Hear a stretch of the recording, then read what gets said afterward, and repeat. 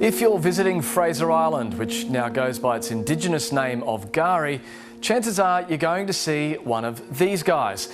But there are really strict rules about interacting with dingoes. So what are those rules and why do we have them? You need to know because the penalties are big. Just recently, a man fishing off Orchard Beach who threw a fish frame to a dingo was fined more than $2,000 on the spot. Two men copped the same penalty for getting too close to a young dingo. A video posted to social media shows the men encouraging a juvenile dingo to smell and lick their hands at Orchard Beach last week. Why so serious? Well, in between these two incidents, an 8-year-old boy was attacked at the same beach. It was a father and his son was on the beach, walked past a small mob of dingoes that were relaxing on the sand. And as a child had turned around, he had stumbled in the sand and fell over, and then the dingo advanced onto that child. The dad managed to scare the dingo off and his son suffered only a minor injury. So I like to think of it as what I call seagull syndrome. Everybody's had the experience where you throw a seagull a chip and then 2 minutes later it wants the whole hamburger. Well, these seagulls have teeth. So when you throw it a chip, later on it comes back and it wants the whole hamburger, and it might not be you it asks it from, it might be from the next tourist. Over the years, there have been hundreds of documented attacks, including the fatal mauling of a 9-year-old boy in April 2001 at Waddy Point on the island's north. In April 2019, a sleeping toddler was dragged from his camper trailer, suffering deep lacerations and a fractured skull. And in April 2021, a 20-month-old was attacked and is lucky to be alive, bitten a dozen times over his body after slipping out of a locked house without his parents realising.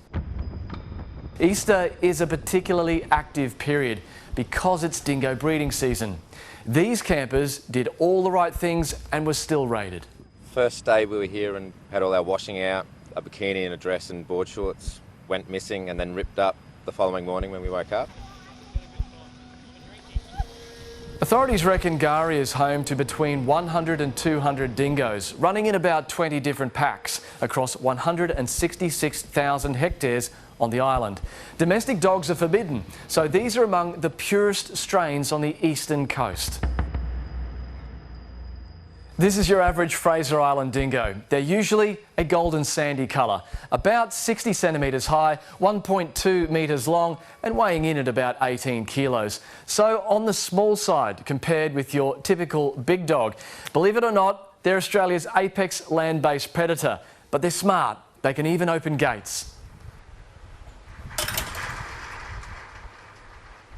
On places like Fraser Island, we've seen them climb up on top of vehicles, like right on top of the roof and get into stuff on the roof. We've seen them swim out to boats and climb up into boats and raid the esky out on a boat. All sorts of shenanigans in and around tents and eskies and unkept food and buckets and stuff like that. So they will find every little way possible to grab a skerrick of food for things that we might not even think of as food. So steel wool, Chuck's cloths, old shoes, a smelly hat, all that sort of stuff. So really just look after your stuff, keep it locked up, follow the instructions, and you'll end up having a great holiday. They're not short on food on Gari, with humans only able to access 1% of the island. The dingoes have plenty of space. Various campgrounds, townships and resorts are also fenced off, with grids fitted with low wattage electrified wires. But rangers say some campers keep breaking the rules, so 6 sites have been temporarily closed to break the habit of the visiting dingoes. It's just that small percentage that feel that it's their right, I guess, and it's quite selfish that they want to get these up-close photos. They want to draw dingoes in to get photos by offering food or bringing them up closer to their car. I don't believe they understand the implications of their actions. So you not only put the dingo at risk, you put yourself at risk and you put other people at risk when you act in that manner. The penalty for feeding, disturbing or not keeping your food safe from dingoes ranges from an on-the-spot fine of $2,135 to a maximum of $10,676. I've got to stress, the chance of getting attacked is really low, especially if you do all the right things.